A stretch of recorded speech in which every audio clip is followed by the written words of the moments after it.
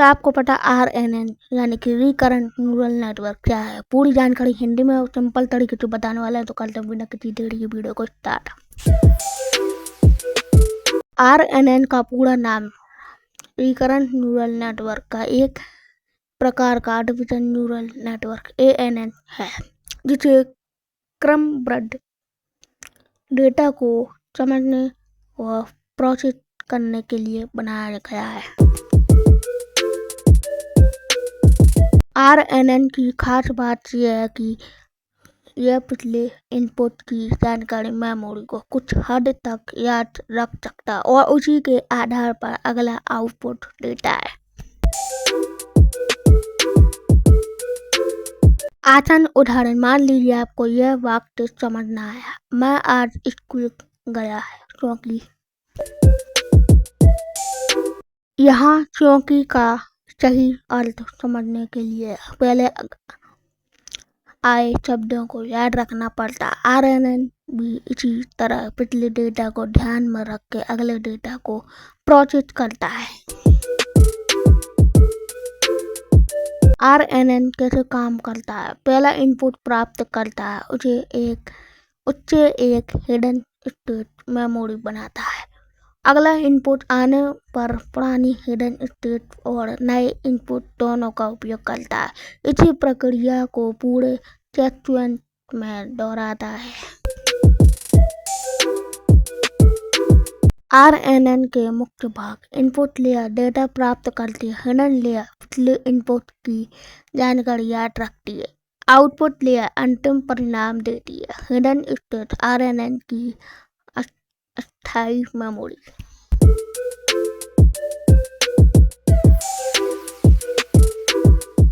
भाषा अनुवाद, voice recognition, chatbot, text prediction, next word prediction, sentiment analysis, handwriting recognition, speech to text, time series forecasting जैसे share market और मौसम, AI assistant. RNN के फायदे: सेक्वेंशियल data को अच्छी तरह समझता है, पिछले डेटा को सीख सकता है, टेक्स्ट, ऑडियो और टाइम सीरीज डेटा के लिए उपयोगी है। NLP नेचुरल लैंग्वेज प्रोसेसिंग की में लंबे समय तक महत्वपूर्ण रहा है। RNN की कमियां: लंबे सीक्वेंस में पुरानी जानकारी भूल सकता है, वैनिशिंग ग्रेडियंट प्रॉब्लम हो सकती है, ट्रेनिंग धीमी होती है, पैरेलल प्रोसेसिंग करना कठिन होता है। RNN की समस्याओं का समाधान: इन समस्याओं को दूर करने के लिए बेटर मॉडल बनाए गए। LSTM long short term memory, GRU gated recurrent unit. आज अधिकांश आधुनिक AI सिस्टम साधारण RNN की बजाय LSTM GRU या ट्रांसफॉर्मर मॉडल का उपयोग करते हैं। RNN और CNN में अंतर: RNN सीक्वेंशियल डाटा के लिए, CNN इमेज के लिए।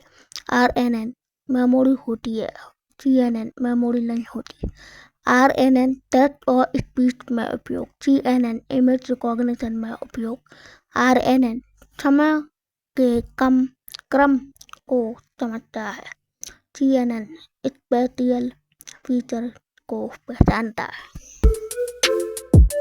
RNN और ट्रांसफॉर्मर में अंतर: RNN डेटा को एक एक करके प्रोसेस करता है, ट्रांसफॉर्मर पूरे सीक्वेंस को एक साथ प्रोसेस कर सकता है।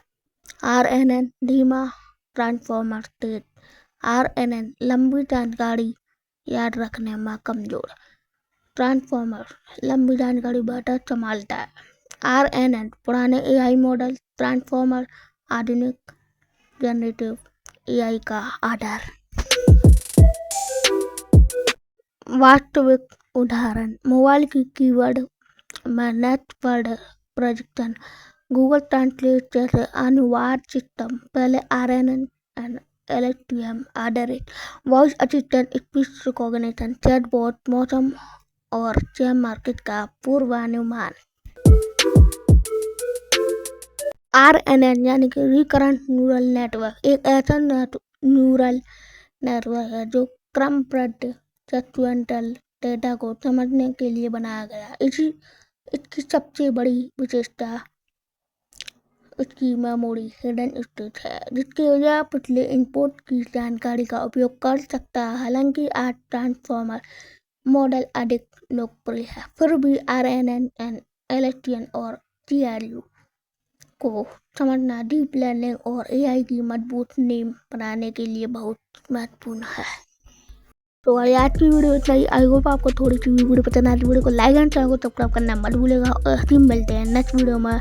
और मैंने AI फुल कोर्स भी बनाया हुआ है, आप चाहे देख सकते हैं। AI प्लेलिस्ट जो आ रही है फुल लाइब्रेरी के नाम से, कंप्लीट AI लाइब्रेरी नाम से प्लेलिस्ट मैंने बनाई हुई है, तो आप देख सकते हो। मेरा टारगेट है 100 वीडियो का, लेकिन अभी तक हो सकता है 63 64 ऐसी कुछ हो गई होगी। तो मिलते हैं नेक्स्ट वीडियो में, तब तक के लिए बाय। आप जाकर देख सकते हैं और लाइक एंड सब्सक्राइब करना मत भूलेगा। मिलते हैं नेक्स्ट वीडियो में, तब तक के लिए बाय।